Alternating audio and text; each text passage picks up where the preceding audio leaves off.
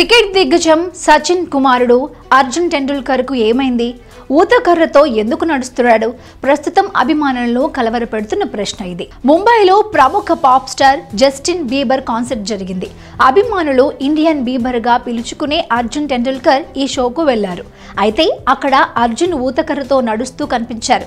అతడి ఎడమ కాలుకు బ్యాండేజ్ ఉంది. దీంతో అర్జున్ కి ఏమైందని అభిమానులు తెగ ఆందోళన పడుతున్నారు.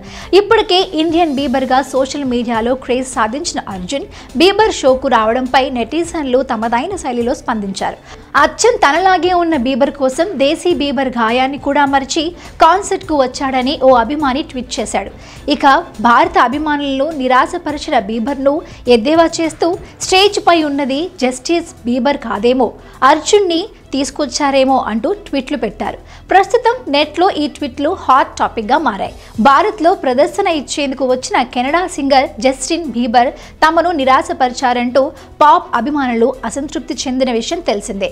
కొన్ని పాటలకు బీబర్ కేవలం పెదాలు మాత్రమే కదిలించారని, వేలకు వేలు పోసి టిక్కెట్లు కూడా వాళ్లు కొన్నారని, తమకు బీబర్ క్షమాపణ చెప్పాలని కొందరు డిమాండ్ చేస్తున్నారు.